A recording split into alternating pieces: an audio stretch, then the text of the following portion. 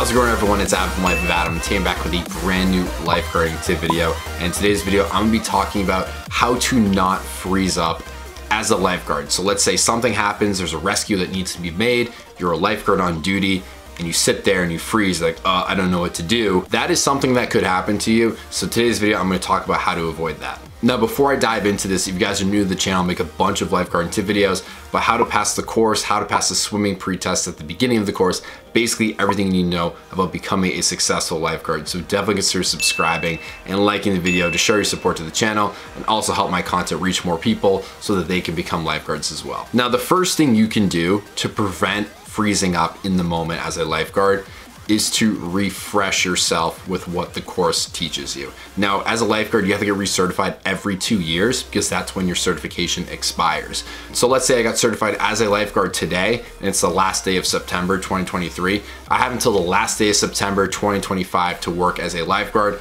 until I have to get recertified. So if I'm lifeguarding September of 2025 and it's been almost 2 years since I took a course, I'm gonna be a little rusty. I'm not gonna remember every single small detail about every single rescue. So if you don't refresh yourself with what the course teaches you, you might forget and then be in a situation where you're like, oh shoot, like what do? I forget. Now, what I recommend you do is that when you take a lifeguarding course, you obviously take notes and you have a folder with all the materials. Refresh yourself with the folder, refresh yourself with the materials. And usually most jobs have in-service training. So like you and your coworkers that are also lifeguards, like rescue each other and play victim and usually do all the different types of rescues, even the ones including a backboard. That's great as well because that will also help you refresh your memory and make sure that you know everything. Now, a common misconception about lifeguarding, I have a video on this, but most people think like, okay, even if it's like the smallest of rescues, you have to do it as exactly by the book, perfect form, perfect technique, perfect procedure.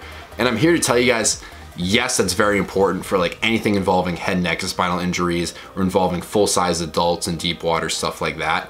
But if it involves like a little kid in a very shallow pool, and let's say they swim and they can't stand anymore and they start to panic, you don't have to do a perfect compact jump or slide in approach and then tuck the tube underneath them. You can literally just go in there, pick them up with one hand and just bring them to the side or bring them to the shallow end. I've done that so many times. The course doesn't teach you how to do that because it's like a very simple assist, but use your natural instinct and use like what you think is best in the moment and combine that with what you learned during the lifeguarding course. And that's how you be a really good lifeguard and that you'll never really freeze up. Now, another way to avoid freezing up is to establish some sort of active scanning rhythm or technique that you use and that you like.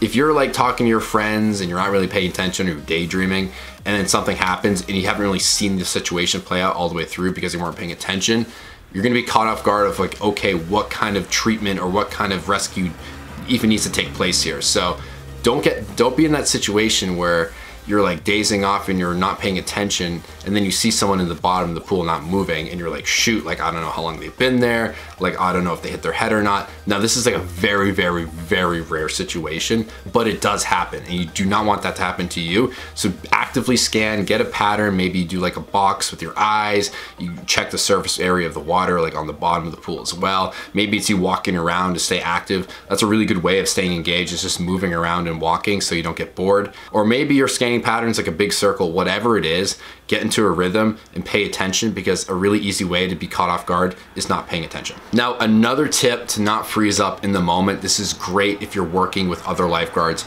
is communication. If you communicate what each person is doing, you're saying, I'm gonna go make sure everyone's escorting the pool safely and is leaving the pool deck, or I'm gonna go grab the backboard, or I'm gonna go and call 911. These are all things that if you communicate and you say it to each other, it'll help everyone get on the same page and it'll establish chemistry.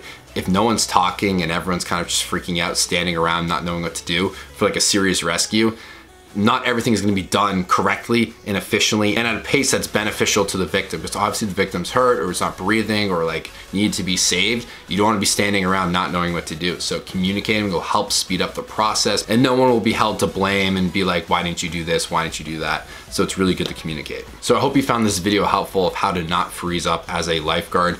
Definitely consider subscribing and liking the video if you're new to the channel, and I'll see you all in the next upload. Thanks so much for watching. Peace out.